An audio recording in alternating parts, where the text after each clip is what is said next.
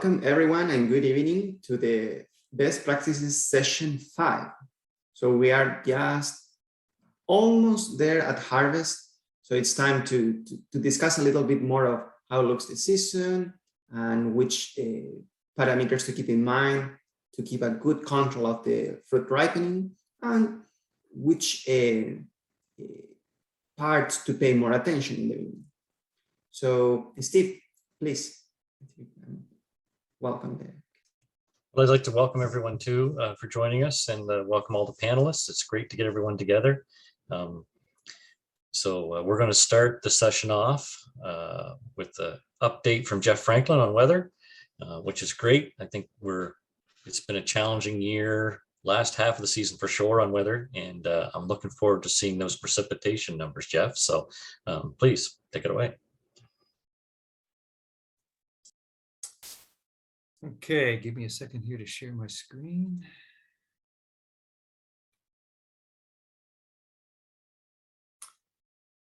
So how does that look? Can you see my screen here? Perfect. Okay. So thanks for inviting me back to speak again about weather. Certainly I agree with Steve. It's been a bit of a challenging dynamic season. There's been a lot of activity. It hasn't been constant hot, constant cool. There's been a lot of variability. We'll dive right into this and talk about it. So a little picture I include on this title slide, that's our New York Muscat taken yesterday. So certainly one of the interesting things this year, we don't get this every year, but at this point things are fairly well along in terms of ripening. So that's all good news. So looking at temperatures. So this is a temperature graph that I track all through the year and kind of try to hang some different trends and different events on it. So it starts January 1st and continues on till I think the day before yesterday. And the gray line is our trend line. So that's our 10-year trend. That's what we would expect to see if the weather this year were a function of how it's been over the last 10 years. The individual black dots, of course, are the daily mean temperatures. So we look for dots above or below, or groupings of dots above or below to decide whether or not we're average or above average or below average. And as you can see, we've been all over the map this year. Winter and parts of early spring, parts of early summer, all above average, a few below average times, and a lot of weather that's right in the middle. But just to draw attention, of course, the period of time that we're looking at now, the back half of August, definitely above average, as you see the points inside the red circle. But then that was immediately followed by some below average weather and some more precipitation and a little bit below seasonal values. So having said that, so we sort of looked at our veraison window, which came on roughly the same time this year as it did last year, so early August. And for us, for the varieties we track at the research center, that veraison window was closed. We've moved into the next stage. So that would have been, I would have said 3 weeks of August.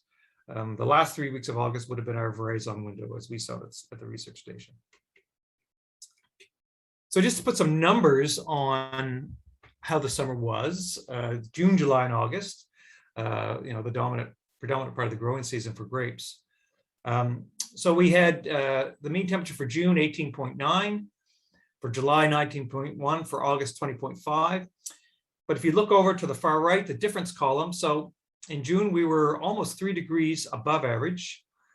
We lost some ground in July, about 1.5 degrees below average. And then August came in very close to average, only slightly above 0.4 degrees Celsius. So overall, when you look at the summer, we're ahead of the 10-year average. And I think that that's reflected in what I've seen in both vigor in the vines, growth in the vines, growth of all things that we look at, and especially ripening of the crop.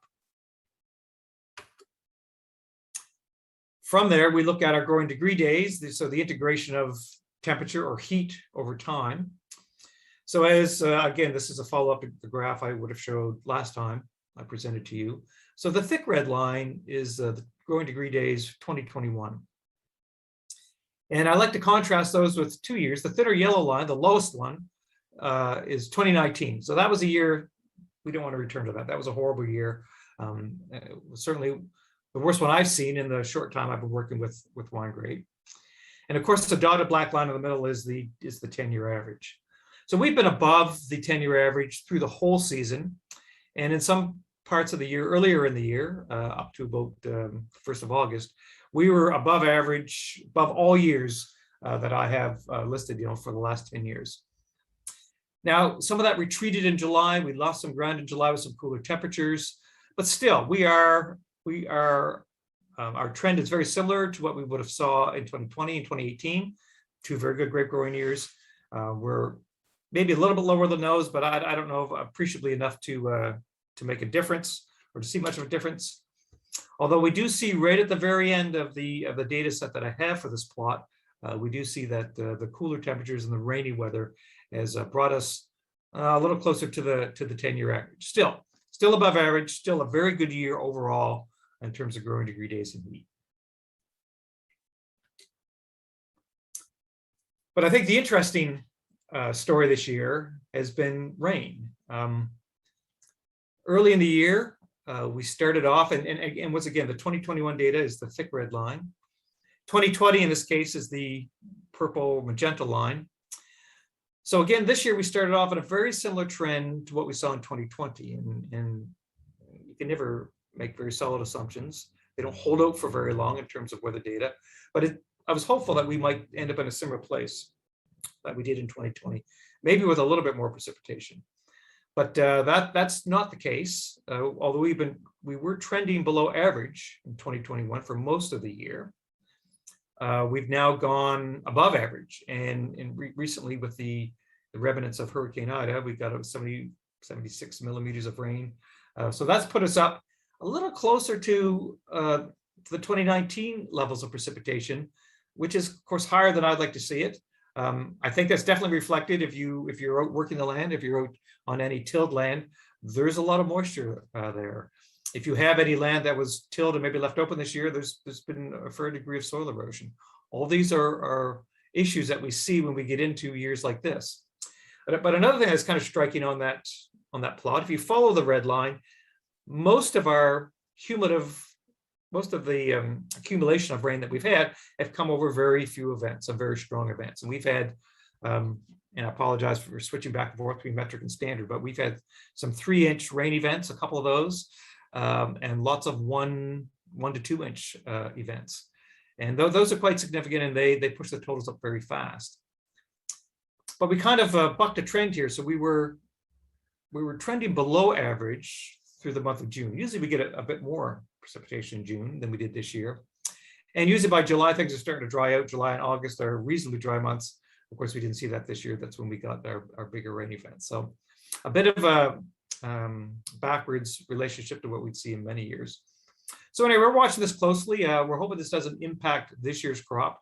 I have a feeling it has impacted berry size, and it may be impacting accumulation of sugars. We'll talk about that a little bit too.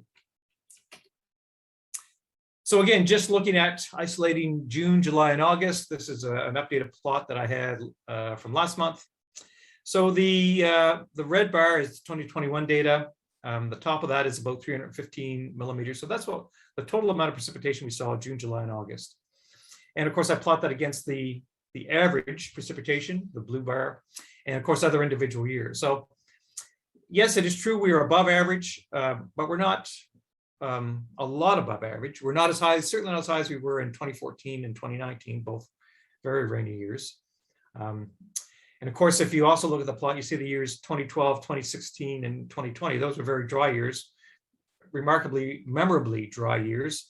2016 was the year of all the forest fires at the end of the summer, and much irrigation needed that year to keep up. So a few statistics on that. So 36 rainy days is what we had in the months of June, July, and August 2021, compared to 39 days, which is the 10-year average.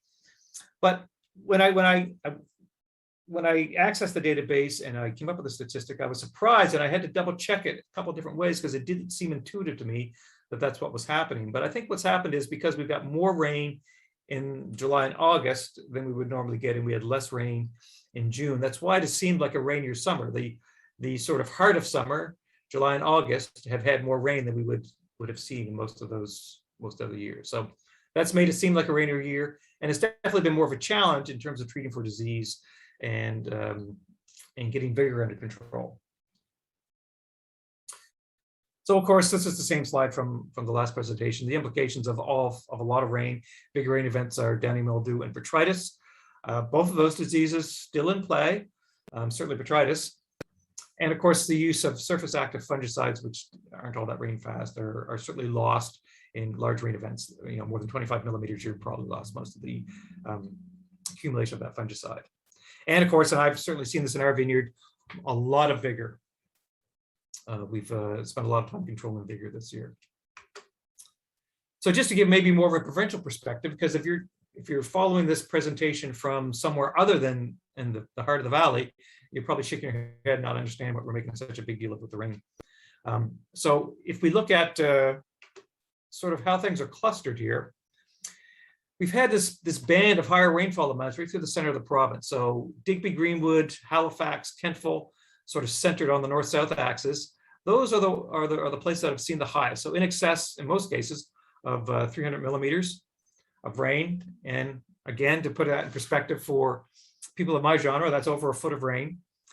And that's in contrast to places like Yarmouth, Liverpool, Caribou Point, Sydney, which have all seen much less than that. So there has been a band of precipitation that has followed us through the valley here. It's good news or bad news, depending on what it is you've been trying to grow. But I think it's definitely been a challenge for grape growers to try to deal with all this. And again, all this affects other downstream variables that we check, things like soil temperature. Looking at these big rainfall events that we've had, they've all had quite a negative impact on soil temperature. So I'm watching this quite closely because we've enjoyed a great deal of soil warmth this year. I think that also helped drive vigor, but it also made sure that we had good nutrient uptake in the rooting zone.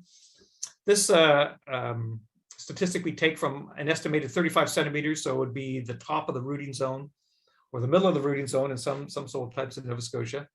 But as you can see, the three circled regions of that plot, and again, the thick red line is 2021. You can see how we lost soil temperature, fairly significant drops in soil temperature at a foot. That's a couple, 2 to 3 degrees in some cases, because of the bigger rain events. And we don't like to see this go down too low. I mean, there's still a lot of activity in the rooting zone needed to finish our crop. So I'm watching this one quite closely to see where it goes. But a week of warm, dry weather would definitely reverse that trend a bit and bring us back up. See, we're trending now a little bit below the other years in that plot, so down to almost where we were in 2019. Yeah, definitely down that far. So again, watching this, not like there's anything we can directly do about it, but just curious to see where this ends up and if it has any impact on the finishing of the crop. So I'll talk very quickly about phenology, tracking phenology in our research vineyard at the Kemple Research Station. So 3 varieties I have here: Lackady Blanc, Chardonnay, and Marquette. These are photos from clusters all taken on the 8th of September, yesterday. And all of these varieties, and certainly in my opinion, are beyond veraison and in the berry ripening stage. Although the center panel, the Chardonnay, probably hasn't been in the berry ripening stage for very long. The veraison window, I don't think, I know a little over a week ago, there was still a lot of hard berries in the Chardonnay. I couldn't find any when I went in there yesterday. So it's just out of veraison and definitely well into berry ripening. So that's good. That's all good news. Kind of where we were last year, although I think last year we were a little farther along. And just to put some numbers on that. So these are some Brix measurements that we made in our vineyard this year. That's the middle column, in contrast to Brix measurements that we made in 2020 on almost the exact same date. So you can see our Lackady Blanc, our Marquette, our Vidal, and our Riesling all lower this year than they were a year ago. The Lackady and the Marquette, not a lot, but the Riesling is well below, 4 to 5% lower than it was. The Vidal still, again, quite a bit lower. I have a feeling because for Riesling and the Chardonnay and the Vidal, the veraison window just kind of closed and they're just into the early part of the berry ripening phase. I suspect we'll see the biggest week-to-week change in those varieties in the coming week, provided we get the sun and some warmth. So Part of this is probably due to very slightly below average temperatures. And some of this is probably also due to maybe a bit of a dilution factor. With so much rain, it appears, and we don't actually take a measurement of this, that the berry size is larger than it was last year. And that may be diluting some of the sugars and keeping the Brix measurements a little bit lower. So just to finish off, I show this as usually the last slide that I show. So these are the long-term forecasts from Environment and Climate Change Canada. So I show two different forecasts. The one is the forecast, the one on the left is the forecast from last month. The one on the right is the forecast that they just put out at the end of August. And to understand these things, you just kind of have to find, and I'll point it out here, you have to find Atlantic Canada, which I don't know you can see is sort of right in here and right in here, and read the color that's over it. So the way these maps work, the brighter the color, the deeper the red, the higher the probability that you're going to have above average temperatures. Now I've been following these. Environment Canada puts, this is a 3-month window. They put one of these out every month. They just update it from month to month. And we've been in the orange or red area since, I don't know, February or March. They've been predicting this. And certainly every month, I think, except for July, we've come in with above average temperatures. And they've actually increased the probability that for the period, I think this is so September, October, November, we will have above average temperatures in Nova Scotia. So that's all good news. That's good news for finishing the crop. They do also make precipitation forecasts in the same way, but in all fairness, it's a very difficult thing. A single precipitation event can change so much. So it's very hard to, I found that they're not that useful in terms of actually predicting the amount of precipitation we're going to get. So that's all that I have.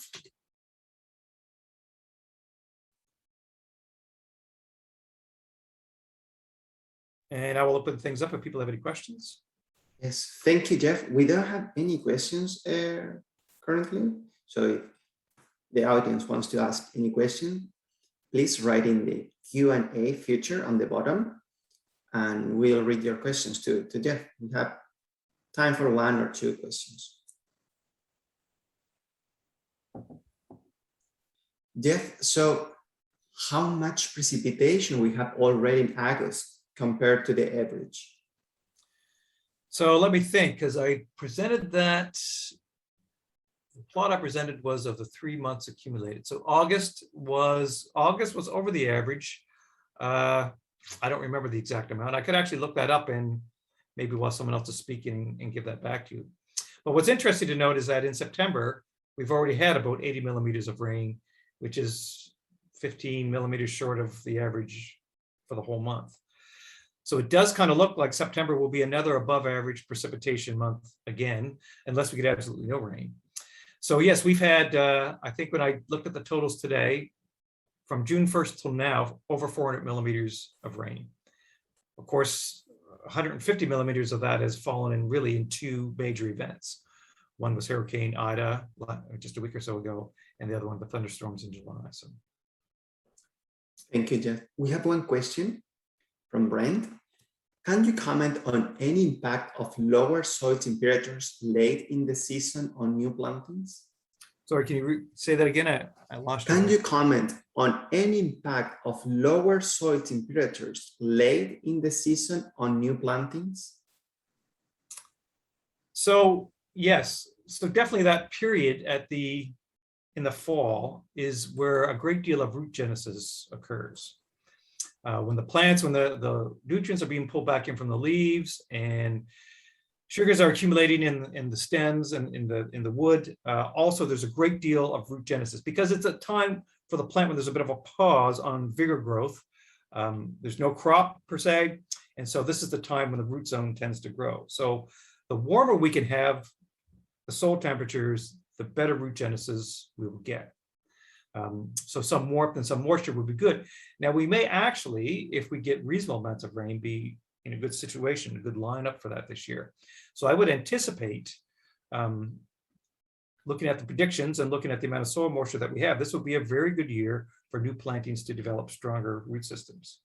And anecdotally, I actually planted some of my own grapes this year, and being a researcher, found reason to take out about 10 plants after about 2 weeks after they've been planted and move them.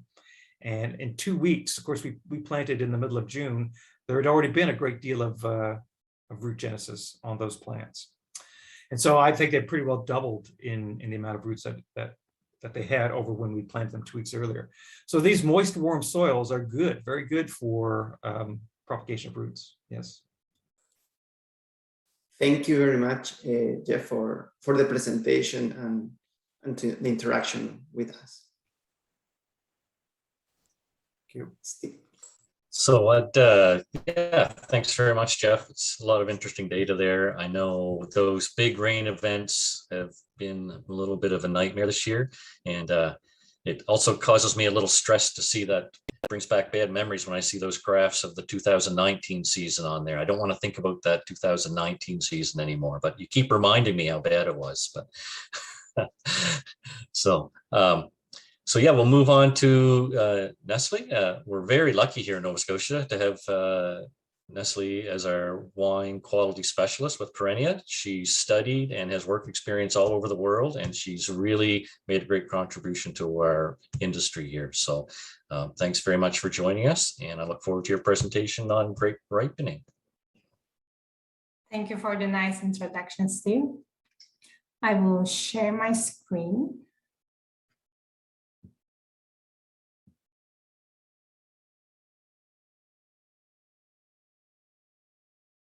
Can you see it well?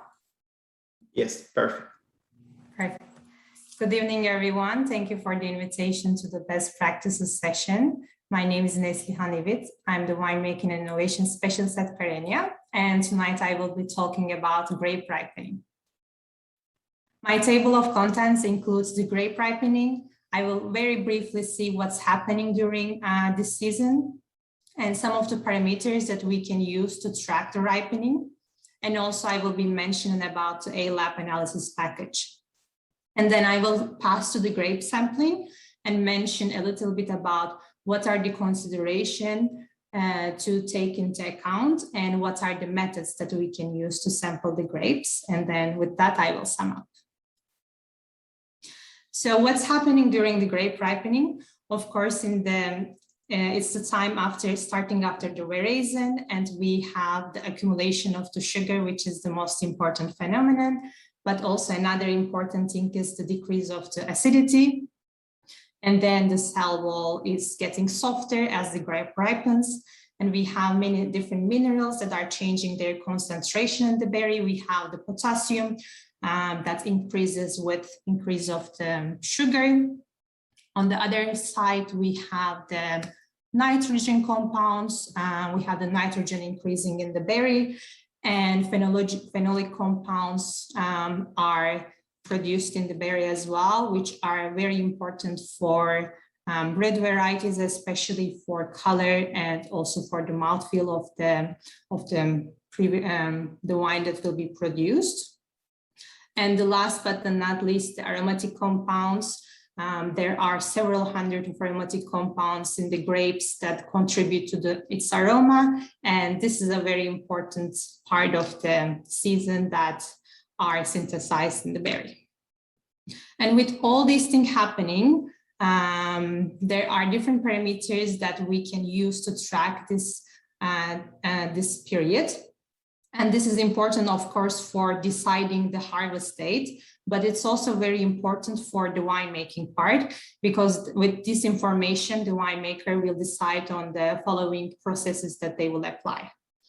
And parameters that are important for the sugar, for the concentration of sugar, are Brix, specific gravity, glucose and fructose, which are the main sugars in the berries, and finally the potential alcohol. And the ones important for tracking the acidity are pH, the total acidity, and tartaric acid and the malic acid, which are the main acids are the acid compounds that are in the berries. And with that, it's also important the potassium amount, because that also contributes to the pH of the grapes and the following wine. And there's also a parameter that is listed here as YAN. This is yeast assimilar nitrogen. This is all types of the nitrogen that can be assimilated by the yeast. And the winemakers would like to know this value before fermentation to make any adjustment if it's necessary. So with all these parameters, as I said, it's important to track the ripening and also for the winemaking part. And these parameters were actually the parameters that are available at the A-Lab grape ripening package.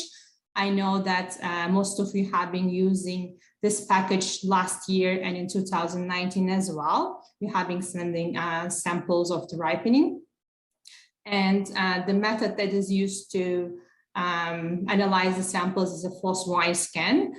And there are some requirements for sending the samples. You can send your samples as berries or juice. But I would recommend to contact A-Lab if you have any crashing inquiries, depending on the availability in the lab.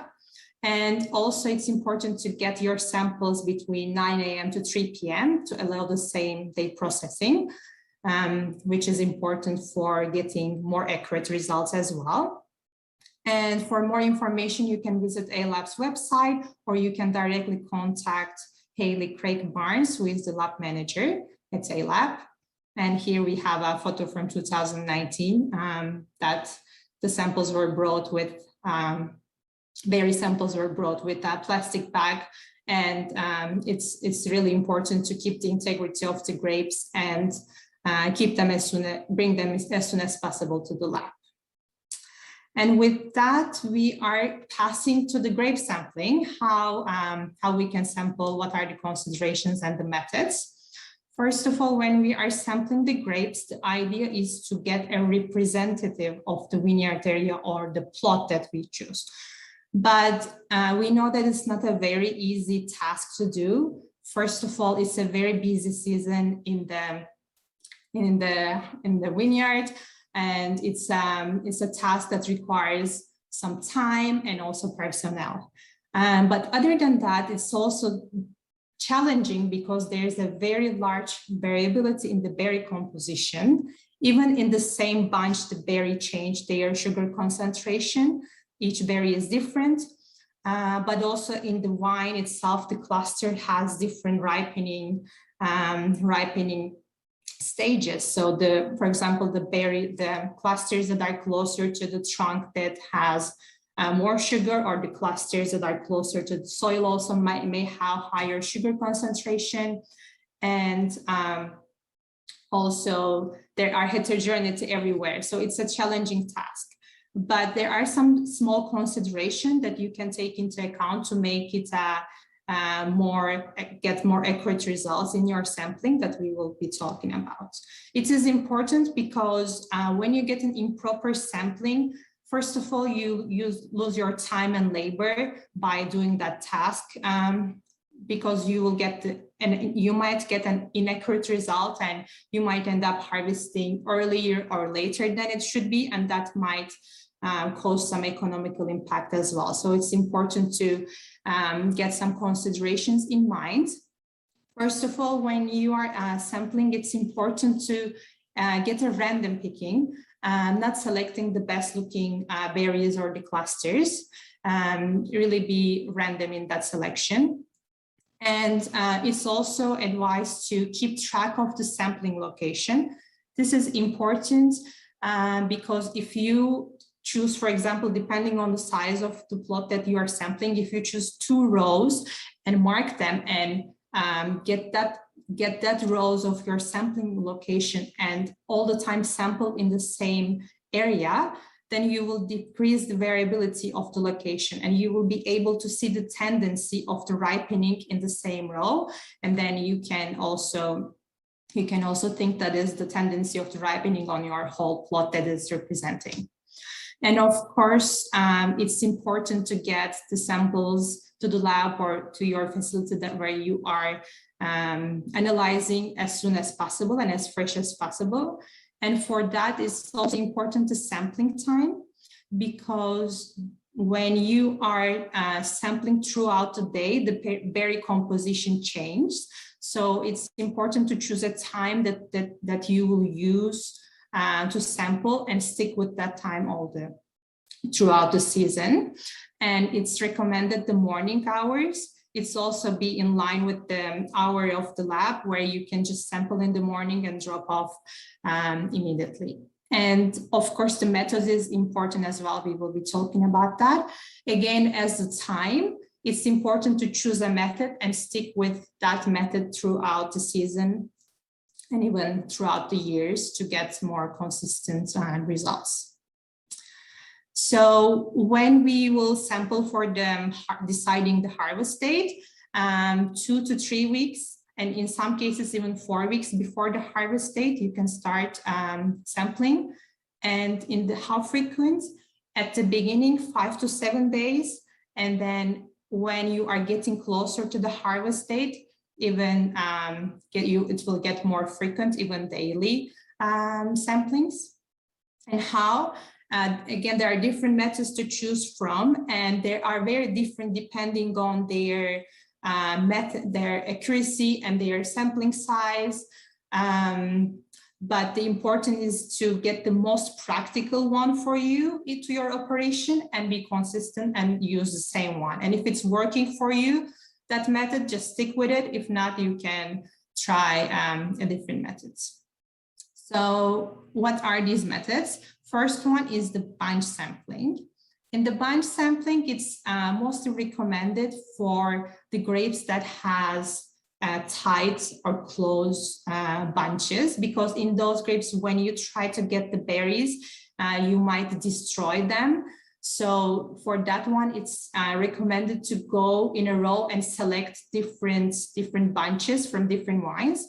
Here, one thing to consider is not to get bunches from the same vine, because if you happen to have from the same wine, then you might end up interrupting the ripening process of that wine. So really go randomly and taking from different places.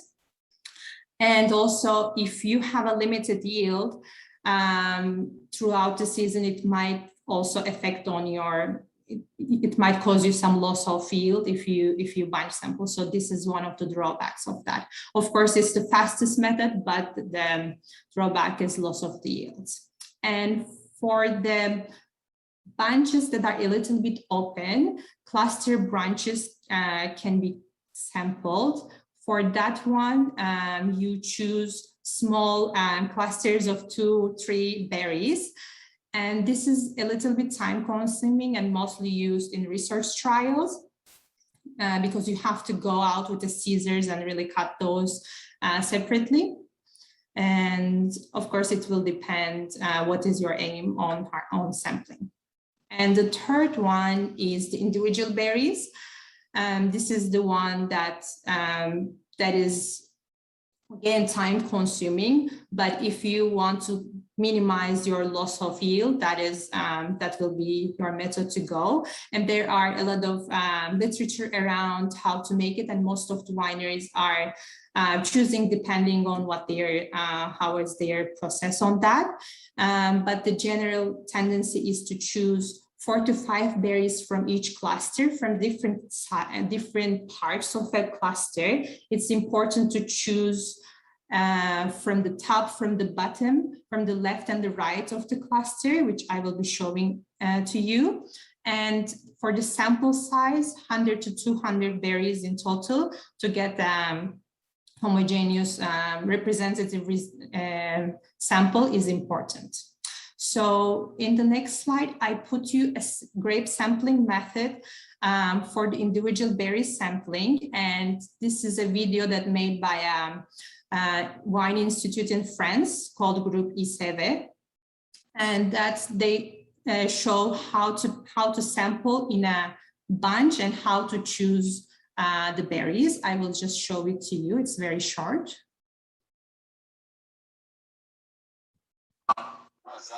Sur la parcelle, le long des rangs.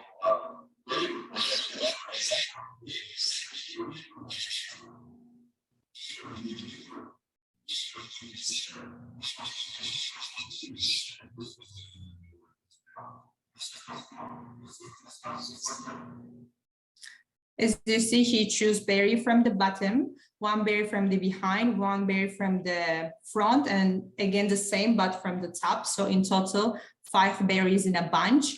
And he will do that for 2 rows, and each row he will choose 20 clusters with 40 clusters in total, and he will finish with 200 berries in total. So this is a pretty frequent method that is used in France. Oh, sorry. Okay, so as a summary, tracking grape ripening parameters are important. First of all, to collect the historical data on your plot for your harvest date decisions and also winemaking part. And we talk about different sampling methods. And really the key point is get a representative sampling of the whole plot and find a suitable method, time, and process for your availability and be consistent with that. With that, I finished my presentation. I'm here if you have any questions, or you can contact me at nivit@perenia.ca. Thank you.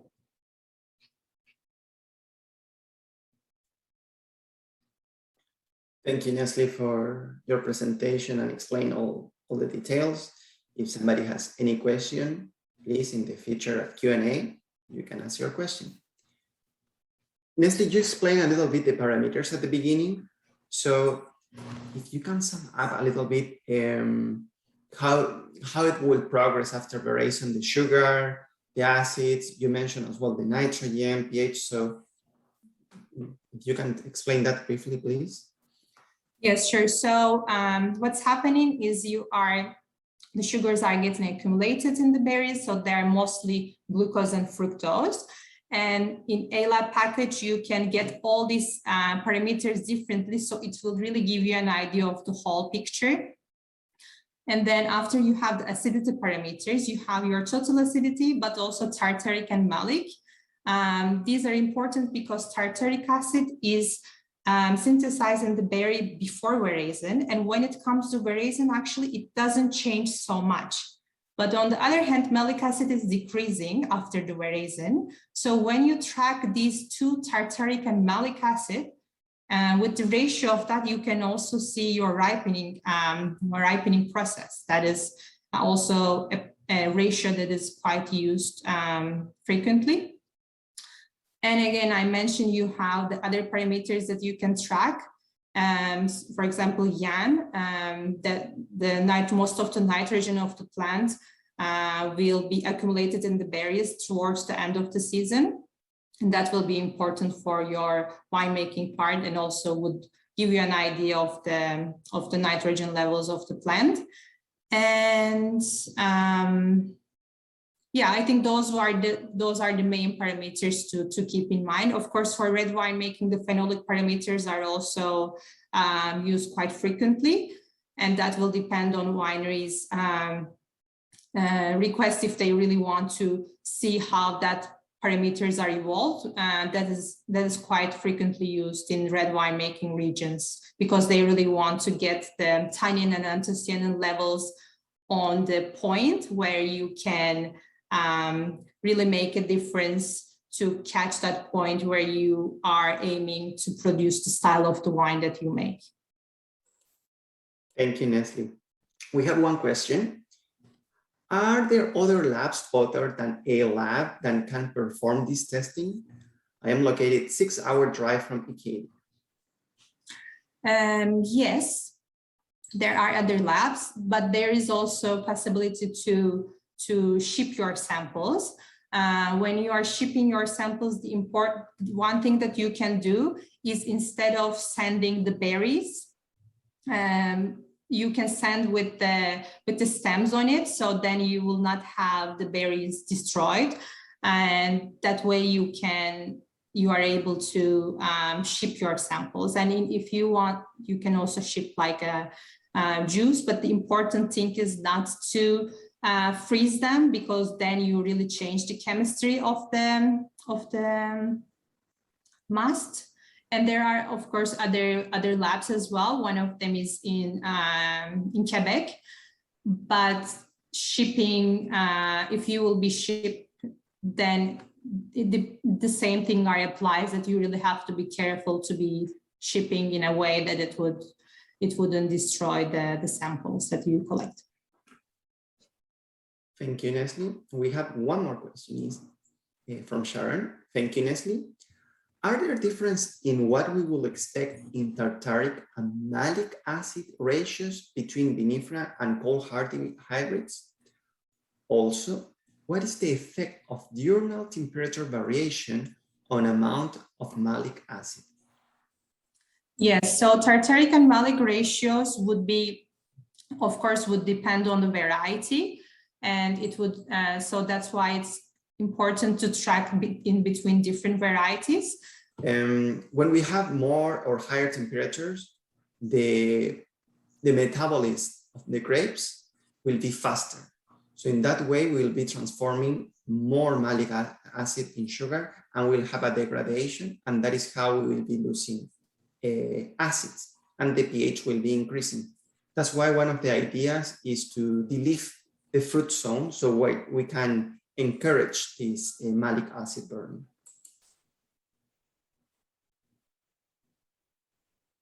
And Sharon said, yes, like if it doesn't cool down much at night. And in some cases where it doesn't cool down too much at night, well, it can be like in hot climates where the temperature doesn't decrease so much, the activity in the berries is too active. So at the end of the day or the season, we have quite high pH and even nothing of malic acid. I don't know, Neslihan, if you want to complement something. No, thank you. That was, yeah. Perfect. I shall say thank you. So I think with that we finish. Thank you very much, Neslihan, for your nice presentation. Thank you. Yes, thank you, Nessa. That was great. It's always an exciting time of year when we're getting close to harvest and keeping an eye on those berries. So I know at this point, we're still just doing a little bit with the refractometer. We haven't set any samples yet, but it's getting to that point for sure when we'll be walking through the vineyard taking samples. So thank you very much. And with that, now I'd like to welcome Francisco, who's going to give us a presentation as usual on all of the things coming up to do in the vineyard. And another guy that's studied and worked all around the world, and we're very lucky to have him here. So with that, take it away, Francisco. Thank you. Thank you, Steve, for the nice presentation. Can you see my screen? Yes. Perfect. Thank you very much. Good evening, everyone. My name is Francisco Diez. I am the viticulture specialist at Perennia. You are new in these sessions. And at this time, I want to talk about preparing for harvest. As we have been passing through the whole season, now it's on. We're almost there. So at this time, I want to talk about first the physical grape protection. So how we keep away all the animals and the nature from our grapes. Also, I want to talk about the spray application. We already applied in the session number 4 about how to manage downy mildew and botrytis, but it wouldn't harm to repeat it a little bit due to climatic conditions. So we will touch again downy mildew and botrytis, and I put something special or repeating the information for botrytis. Harvest, well, it's a very important date, so we'll touch a little bit about that and how to harvest, because exist different ways to proceed with this. And finally, we'll continue with the discussion. So, physical grape protection. Well, after veraison, the grapes become more attractive for winemakers, but also for animals. So it's very important to keep protected from nature. So what is happening in the grapes? Well, after veraison, the grapes are turning color. As already Neslihan explained, the acids will decrease and the sugar will go higher and higher. So the animals will see this as a source of food. And to keep the protection and away the nature, such as birds, raccoons, or deers, exist different options, such as nets, which can cover only the fruit zone or the whole plant, electric fences, sonic devices, cannons, and kites. So let's take a look. In these three pictures, we can see the normal protection of the fruit zone, which are nets. This will be very helpful to keep away the birds or raccoons. It's incredible how helpful are. And they have to be positioned in both sides of the fruit zone. So here you can see how the grapes, this was not completely de-leafed. You can see the grapes and it's well protected on the top and on the bottom, and in a way that is tight enough so it cannot pass or enter any animal there. Other option is to be covering from the floor and keeping the protection there until the top of the canopy so you can have more protection. I didn't put the picture, but in some growers, they protect 2 rows immediately, covering completely with the net. Other options, other option is to be using kites or sonic devices. But for me, one very good strategy is the combination. It's the combination of factors. So if you use the net, use the kite, it wouldn't harm, it's better. You will keep the animals more away. If you already have a kite and you have the net, a sonic device, it will be even better.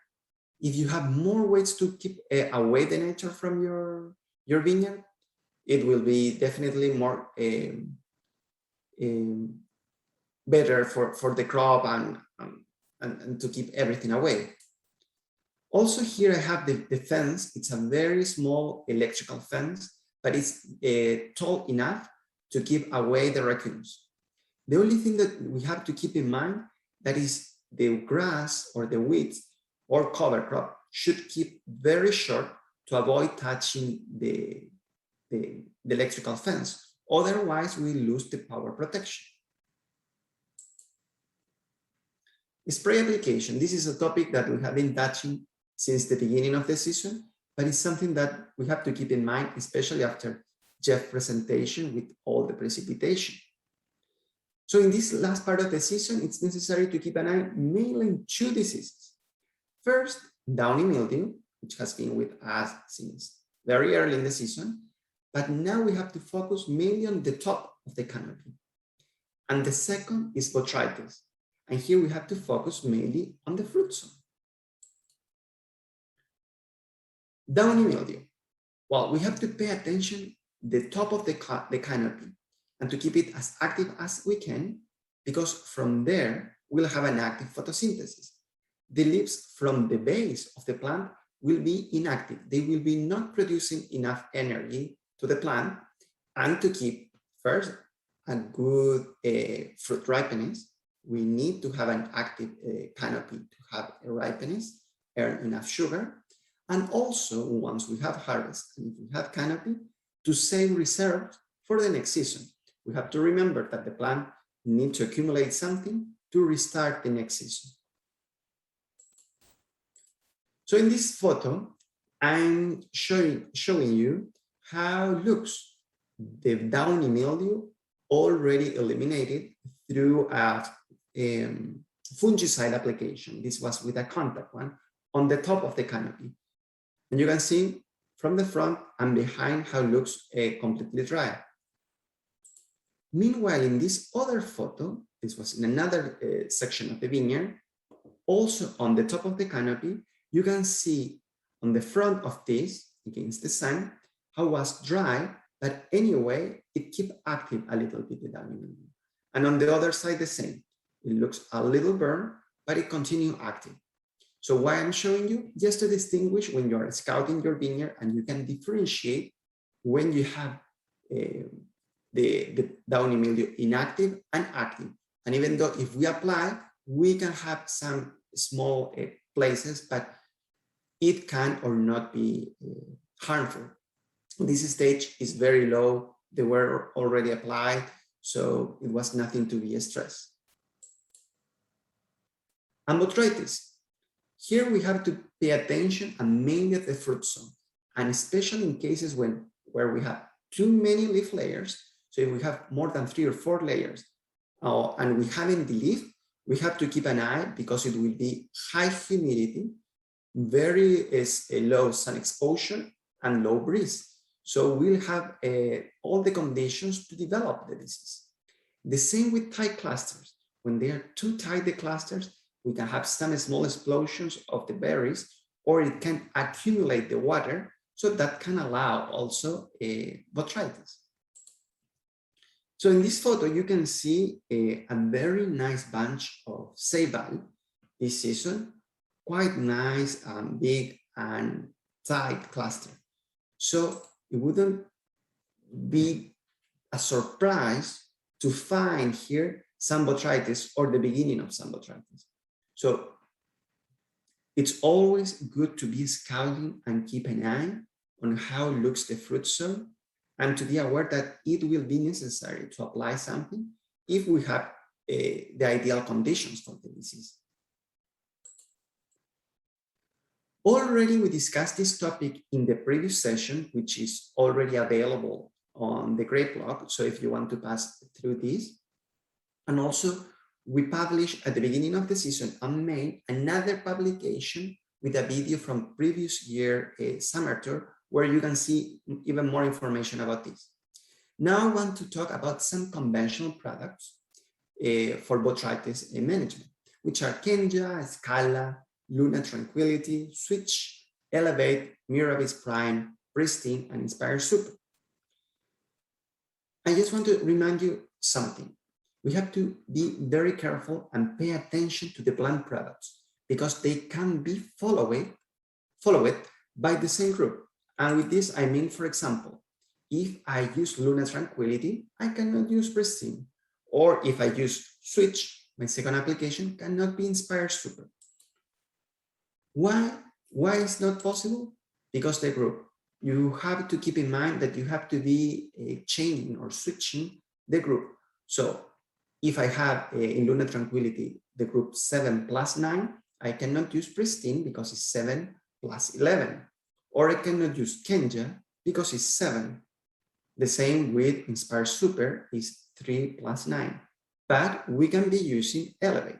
So in that way, we can be changing. And after Elevate, you can be changing to Scala. And after Scala, you can go to Pristine. So just to show you that exist options, but we have to keep in mind that we have to be changing the groups, okay? And depending the product, you can apply for 2 or 3 times maximum per season. It's always important to read the label to know how many maximum applications we have per season. In the case of organic products, we have also some options. For example, Serenade Optim, Serifol, Timorex Gold, Regalia Max, Double Nickel, and Sirocco. Each product has a star because they are potentially for organics, but it's always to check with a certifying body. Okay, in case you have the certification, always double check. And the priorities, well, we'll have the varieties with thin skin and tight clusters, such as Pinot Noir and Riesling.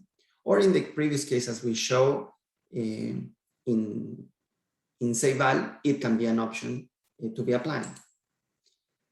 And attention, these are preventive products. So you have to be applying if you see the first sign or symptom of disease. You cannot solve all the issues if you have the diseases spread everywhere. So that's why it's important to keep scouting and paying attention in the areas where you have more humidity or less exposure to sun, or you can see in previous season the disease starting. So this photo is just to sum up. Pay attention at this stage on the top of the canopy for downy mildew, because from there we'll get the photosynthase for the proper grape ripeness. And on the fruit zone, keep in mind botrytis, because it's from there the main area where we can have issues with this disease. Harvest. Well, it's a very important date. It's the culmination of hard work through the season. And to have success is crucial at good communications with winemakers and wineries. Why? Because they know which parameters are they searching and for which type of product. So every product or every winemaker knows what he wants to make, and they have to reach some specifications. So they will be providing you the necessary information. So the second question is, okay, how to harvest? Well, it can be with cases, bins, and harvester. And again, important to discuss with the winemaker, because depending how you harvest will have also an impact on the fruit and depending the product desired to be produced. So again, how to harvest? Well, it can be with cases, trays, or even in some cases with buckets. So these trays, cases, or buckets will allow us to have between 10 to 20 kg in each one, and will diminish the impact or the crushing between them. So we'll have more consistent bunches. The bins is another option, and exists different sizes of bins. One are taller than others, and they can have some different capacity. And again, you can be faster here. You can be accumulating more grapes, and you can have some crushing. And finally, we have harvester. We have one harvester here in the province as well, which will be much faster. The bunches or the berries will be already without stem, which will facilitate the labor, but it can have some inconvenience, and depending the winemaker would or wouldn't like to have this way proceed. Each one has their advantage and disadvantage, but it's always a good idea to be discussing with the winemaker. So even though I sound a little repetitive and redundant, important to communicate with the winemaker or winery to agree. So in that way, both parties can be happy with the final result, which is the bottle of wine. So as previous sessions, I would like to invite Steve to discuss about these topics. And unfortunately, Marcel has been unable to join us this session. But anyway, I think we can discuss and touch different topics now, Steve. Well, it won't be the same without Marcel, but we can try to hit the high points anyway.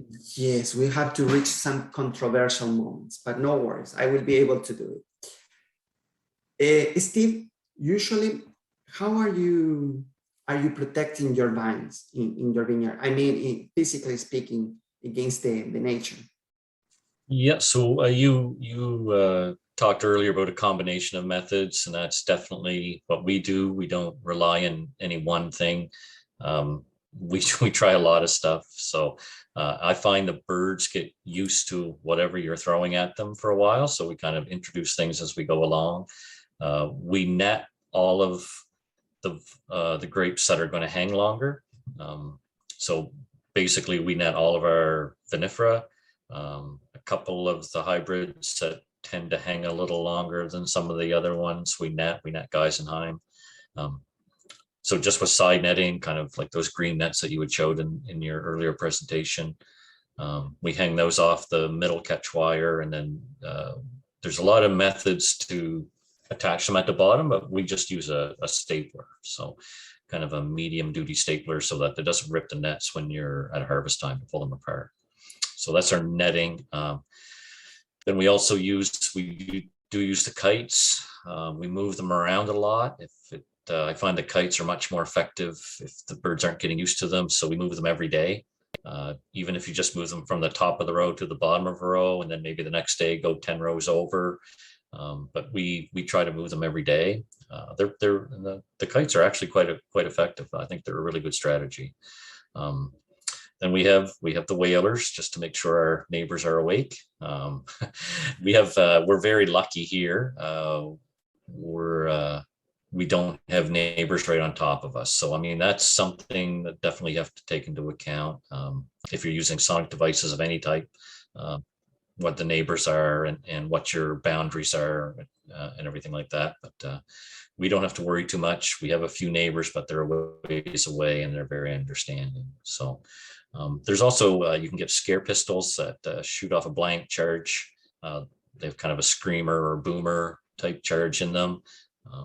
We use those because they're quick and easy to problem spots and everything. So we do, yeah, that's kind of our bird strategy, is to do lots of different things and not let them get used to anything. We move the whalers around quite a bit too. Exactly, that was my question. Are you moving the whalers all around the vineyard? Yep. So we try not to leave them in any one place for much more than 2 or 3 days.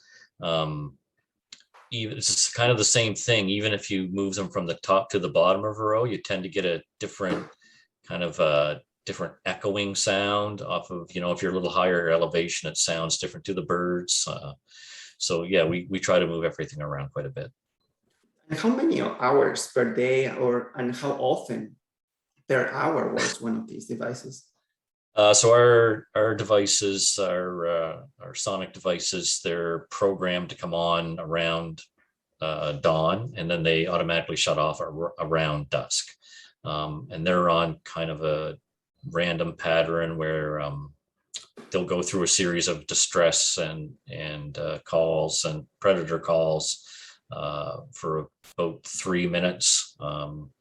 You can set them for anything you want, but with us, they're off for about 5 minutes, and then they do another cycle.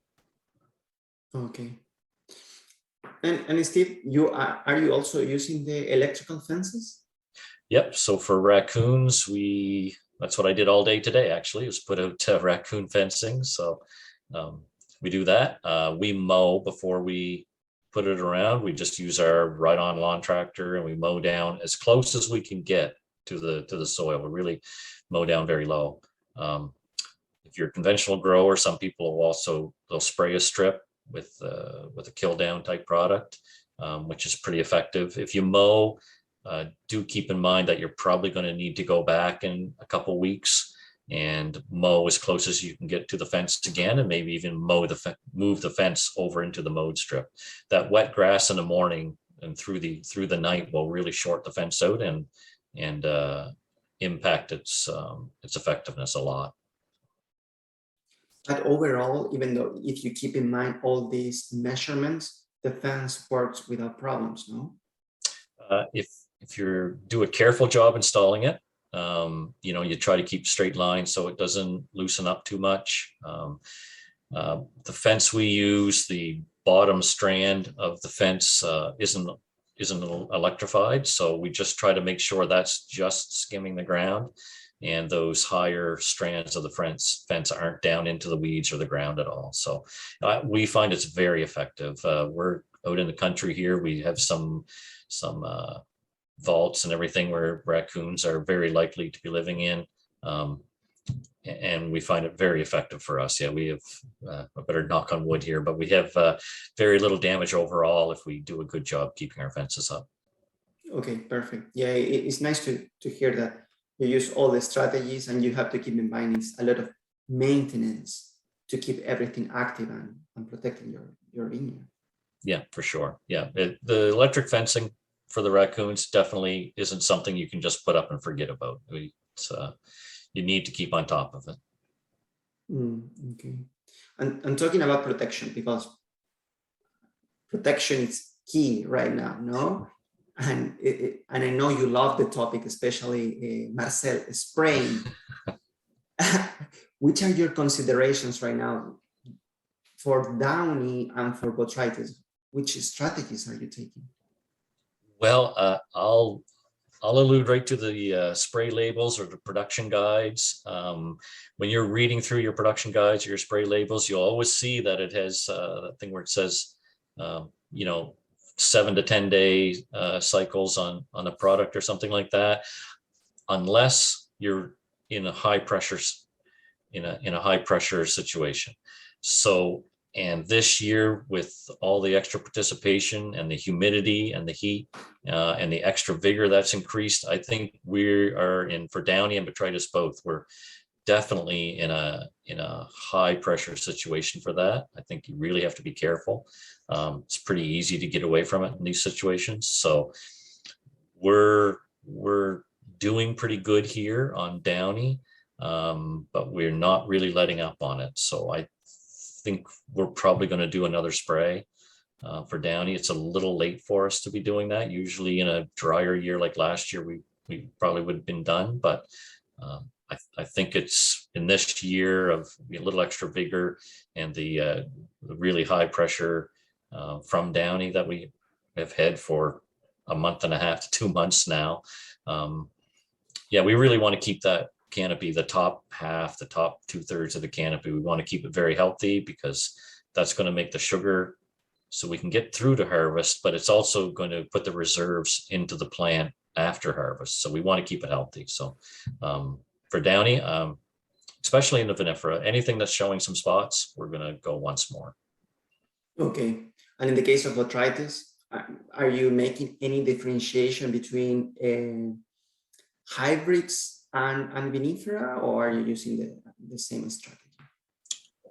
Yeah, it's more not a complete thing just between hybrids and vinifera. It's more a variety thing. And you kind of, I mean, the Savelle is a hybrid, but it does tend to be a big tight cluster. So we would consider that as a danger one this year, with all the pressure on botrytis, all this heat and humidity and rain. So we'd be tempted to go once more on that. Most of the vinifera, sure, we're pretty tempted to go once more. There's a few of the vinifera, that are kind of that big loose cluster, like Cab Franc. Probably that's a safe one at this point. If you've got your 2 or 3 sprays for botrytis on it already, then I think you're probably good on that. But for the Chardonnay, the Pinots, Riesling, we'll probably same thing. I think a lot of years, like last year, we'd be done for botrytis sprays, but this year we'll probably go once more. The other thing with botrytis is deleafing. I mean, we've talked about deleafing a lot, but we can't stress it enough, especially in a year like this with the extra vigor, all the humidity and the rain. We just strip our fruit zone clean, and you can't get the sprays in, and you want to get rid of that wet off the leaves. And it's another thing too. I mean, it's not the moisture in the ground at this point that's the real danger for berry splitting. It's the moisture on the canopy, and you want to get those berries dry as fast as you can after a rain event. So yeah, say it again, deleafing. If you haven't done it yet, get out there and deleaf something. You have all the vinifera deleaf, both sides, or you choose one side? How do you proceed in that one? It's all the vinifera is 100% deleafed on both sides. Perfect. Yeah, I think I'm agree with you. It's the way to proceed, just to keep the airflow, the sun exposure, the penetration of the fungicide. So at the end, it's a strategy from many different sides, no? Yeah. And even our hybrids we would have done with the machine, which at this point will end up with about a 50% deleafing on both sides. So yeah, it's pretty important in the hybrids too. Yes, we have a question. Are you mechanical deleafing, or are you combining both, or how you proceed? Because I know you have a mechanical deleafing, but here. Yeah, so we do all the hybrids with the mechanical deleifer. And some of the vinifera we go through with a mechanical deleifer. It's kind of variety to variety. Like we find some of the varieties can withstand the mechanical damage from the deleifer better than others. But we go in by hand to finish off all the vinifera, but we don't do very much hand deleafing in the hybrids. We do that with the mechanical. Okay, you just focus mainly in the vinifera, mechanical and hand. Yes, yeah, because we want a complete deleafing in the vinifera, and you can't get that. We find you can't get that with the machine. We have, okay, Sharon say thank you. I have a question for you about nets. Keith, if your nets are closed at the top and fully closed at the bottom, does it really make a difference to use the electric fence and or the kites to control the animals? Yep, it sure does. The raccoons will tear the nets open from the bottom. They're pretty dexterous little paws on those guys, and they will tear the nets open. So you need an electric fence, we find. Depends on your pressure, of course, but we have quite a bit of pressure here with raccoons, so we use the fence. And also the birds. So we find you need to keep the birds kind of edgy and in the air. If they have too much time, if they get comfortable with the nets, they'll actually work and work and work, and they'll peck their way through the nets, and they'll damage your nets and get into they'll find that one little tiny hole that you missed somewhere and get in there and get some of your grapes. And we have this tricky question because it's super difficult, Steve. Oh no. I'm happy it's for you and not for me. If rain is forecast, is it better to spray before or after the rain? There's a 100-year debate. So depends if you're a conventional grower or an organic grower. Depends if you still have coverage on from your last spray, if you're organic especially. If you're a conventional grower and you're putting a locally or fully systemical product on, this is just a personal thing too. I wouldn't open up the textbook if you want a better opinion, but I would put it on before the rain. Especially make sure you get it on there. It'll say how long you need it to be on there to be rain fast. Organic products, I would scope, see if I still have a coverage on there. If you're putting copper and sulfur on, you're going to get that little bluish tinge on your leaf, kind of that little dusting it almost looks like. If it's still on there, I would wait until after the rain.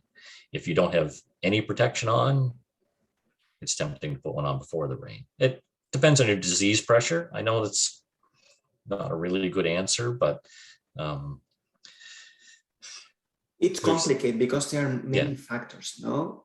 For example, usually in Canada, when you have more than 10 millimeters, I recommend in other regions that more than 10 millimeters, you should reapply any organic products. If you're using conventional products, this can stand for a little longer.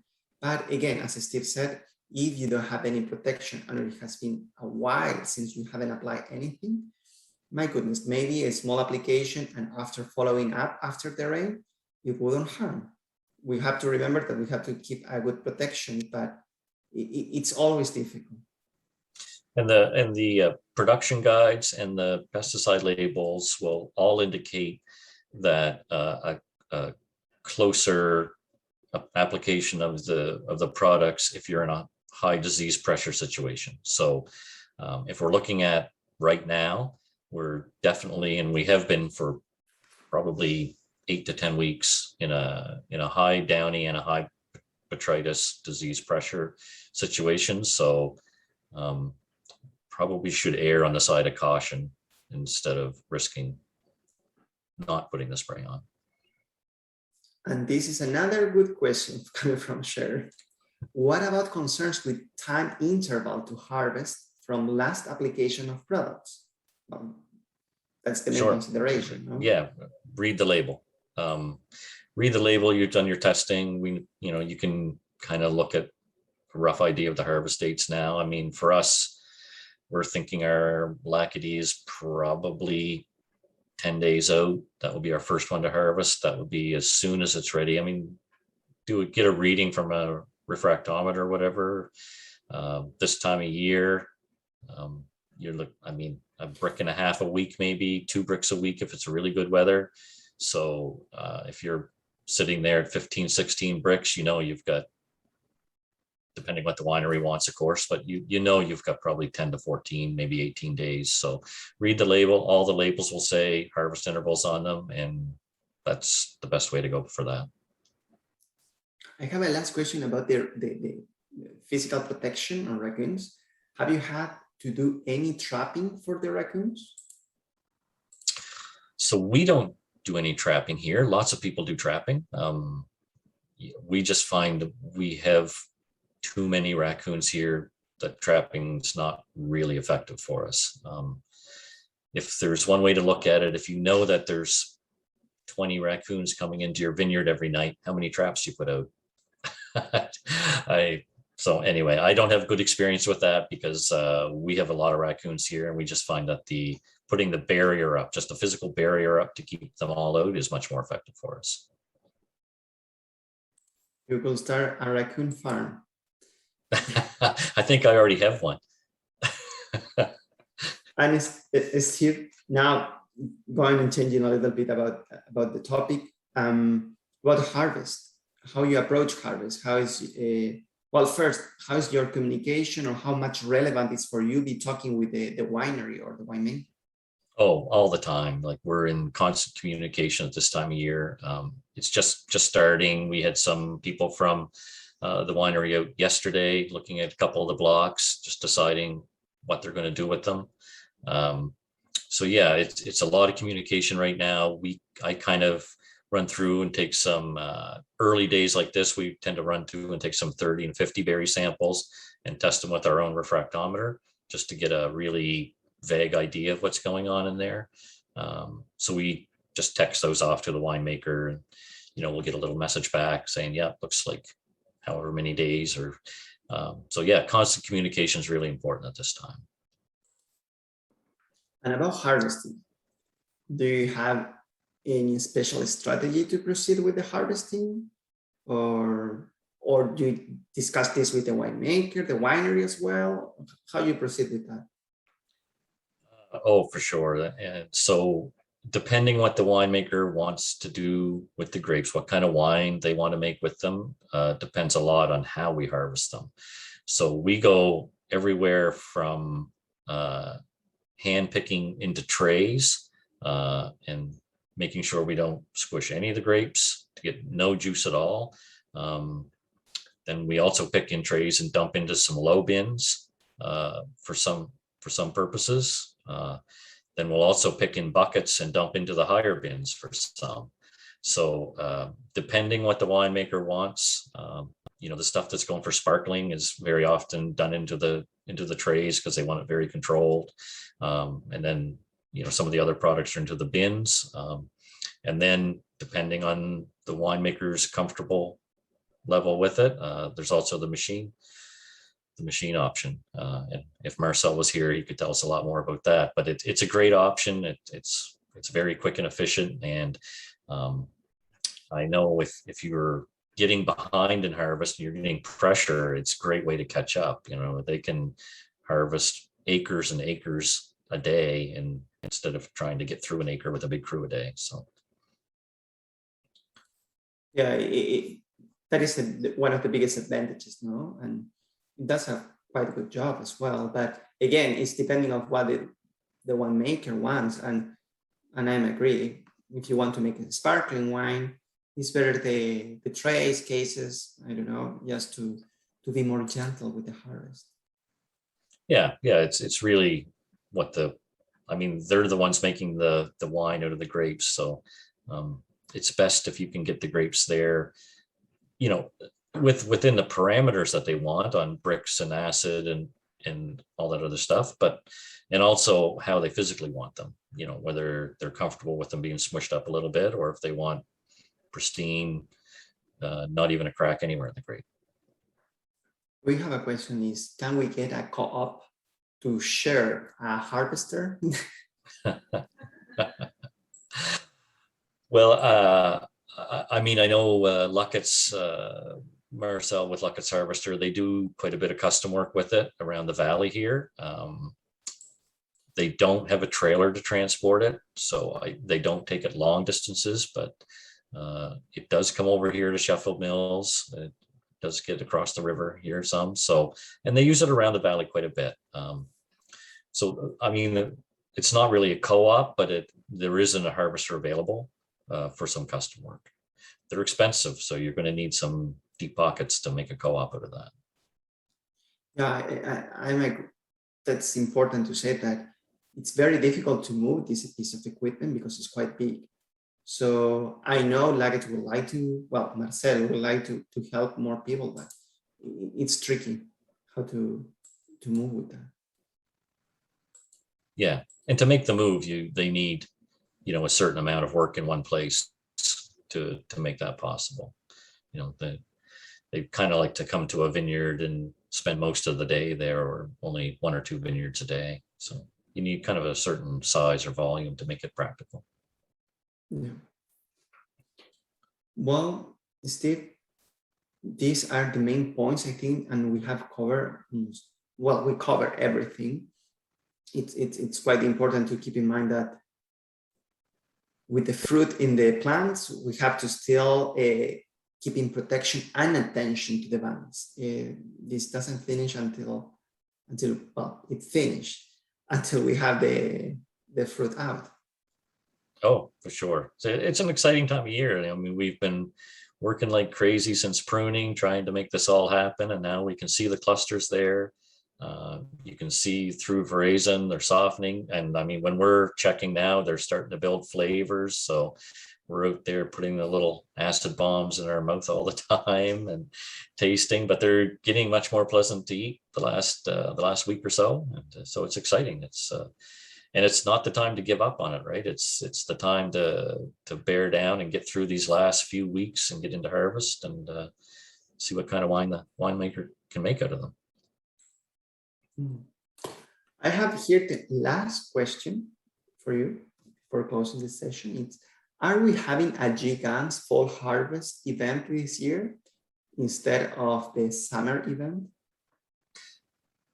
So we are in the planning stages of that. We don't have a confirmed venue, but we are definitely working towards that. I think, as everyone can appreciate, there's some complications with COVID for event size and booking venues for events. But there is a committee working on it. We are trying to get a venue booked so we can kind of do a mid to late November harvest gathering, post-harvest gathering, where we can hopefully get together. And we haven't got together as an organization for the better part of 2 years. So there was too much uncertainty for the summer tour. So we trying to put our efforts into a post-harvest celebration. Thank you very much, Steve. Yes, it's tricky time, so everything changed so fast. Yeah. Oh, yeah. Things change so fast, but we still have our fingers crossed. After the 15th, that's more of the restrictions will come down. Hopefully, everyone gets out there and gets vaccinated and makes that all possible. Yeah.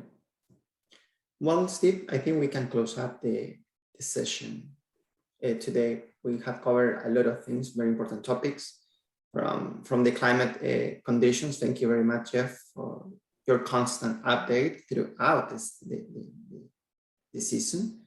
Neslihan explained us a little bit more about the conditions of the grape or the parameters and how to proceed with the sampling or with the lab. And well, and try to sum up a little bit with Steve of the main things to keep everything in a proper way. I have two questions. Well, one question. Thank you very much, Sharon, for your kind words. Jeff, for you, from Brent. Is it possible for Jeff to do similar charts for other locations in Nova Scotia? So I had actually hoped to incorporate some temperature data from the South Shore and from Bear River in this session, but I could not get there in time to get the data loggers out. It really comes down to our capacity at work to be able to download those. Now, the other thing we could do, if I could find cooperating growers in these areas, is get the data sent to me, and then I could include it in the presentation. I certainly would consider that. That would be very nice to proceed and very helpful for you. I think the regional picture, we show the regional precipitation picture, that's fairly easy to establish, but temperature's harder. So I will need data from other places to make that work, but I'd be happy to do it. Perfect. Thank you very much, Jeff. And Steve, do you want to give some words? Yeah, well, I'd like to thank everyone for joining us. This will probably be the last one until after harvest. Very similar to last year, we'll do a wrap up best practice session after harvest at some point. So it's been really nice working with all the panelists, and it's been really nice working with you, Francisco. So I hope that we've been able to help out some people here a little bit. I know I always really find it interesting, and I really enjoy Jeff's weather data. It's a pretty deep dive into what affects us so much with the weather. So with that, thanks very much for everyone coming, and thanks for all the presenters all season long. Thank you.